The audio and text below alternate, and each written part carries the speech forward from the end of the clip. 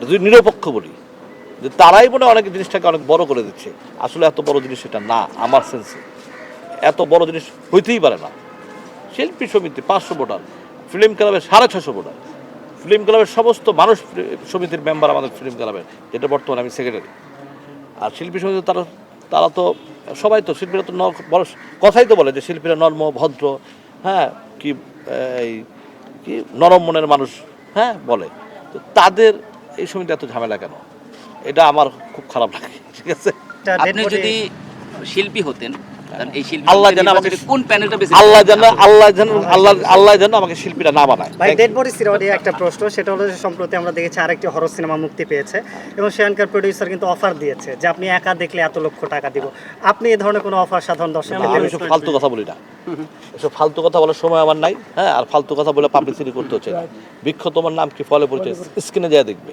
আল্লাহ লাগে সামনের মাসের 3 তারিখে ইনশাল্লাহ সারা বাংলাদেশ নিয়ে আমি ছবিটি রিলিজ করবো। আপনারা জানেন যে আমি ঈদে আমার ছবিটা আসার কথা ছিল, আমি যে কোনো এক কারণে আমি আসতে পারি নাই। আমার সেন্সার আনকাট সেন্সার হয়েছিল, তার 15 দিন পর আমি সার্টিফিকেট পাইছি।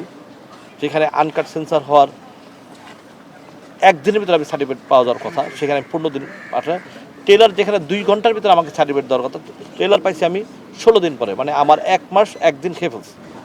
হ্যাঁ, কে খাইলো আমি নিজেও যাই না, আজও বন্ধ যাই না, খুঁজতেও যাইনি আমি। ঠিক আছে, তারপরে এই 11-12টা ছবি এত পারাপারি, কিছু জায়গায় শুনছি যে ডেড বডিটা যাতে না চলে।